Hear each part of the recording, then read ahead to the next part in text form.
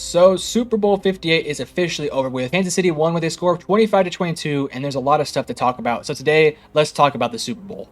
I think the best way to describe this game was taking advantage of your opportunities, and that's the moral of the story today. The Kansas City Chiefs took advantage of every opportunity that they had, whereas San Francisco did not. Both teams, I believe, had 2 turnovers on the day. Kansas City got 7 points off of those. San Francisco got 0. When you look at the two quarterbacks, I think there's a good conversation to be said that Brock Purdy played arguably better than Patrick Mahomes. I know statistically speaking, Mahomes was superior, but when you actually watch the game, for 90% of the game, Mahomes looked fairly rattled, whereas Brock Purdy looked pretty good, all things considered.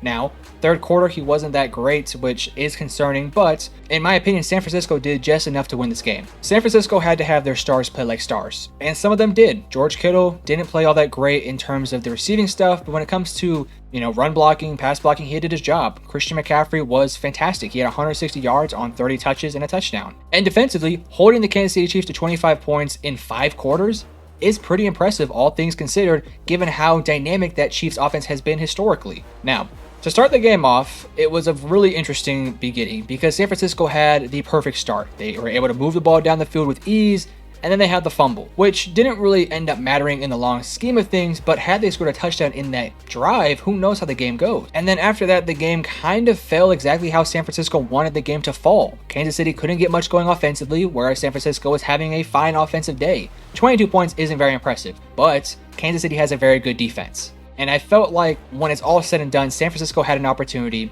but they failed.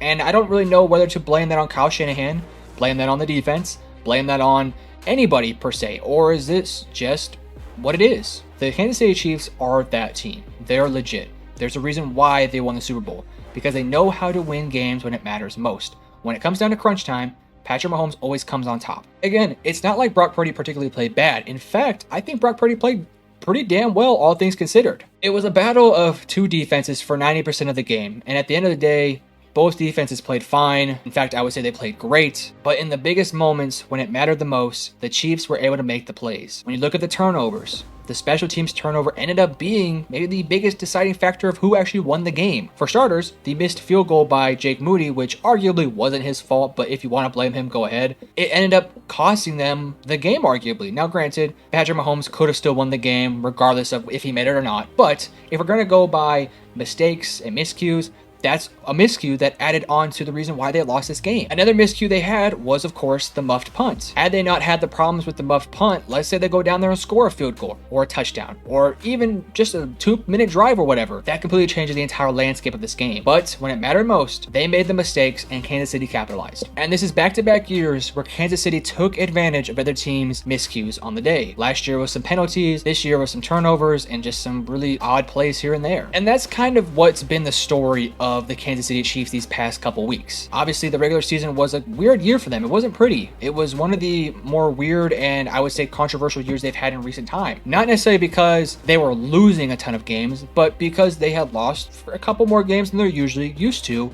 and they had so many problems offensively. Let's really think about this offense for the Kansas City Chiefs. It's Patrick Mahomes, Travis Kelce, a decent run game, and a couple decent offensive linemen. The wide receivers outside of Rashee Rice suck.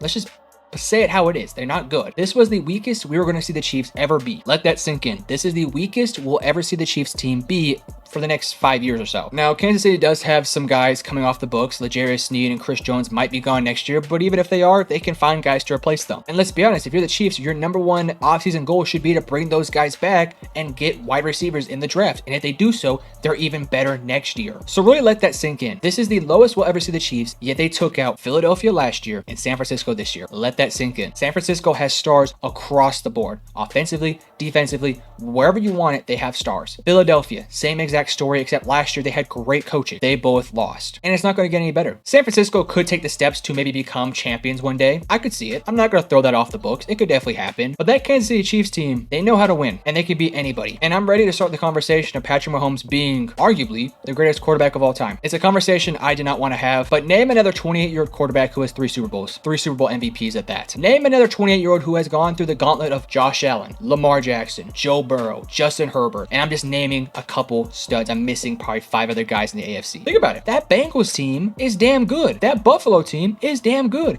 That Ravens team is damn good.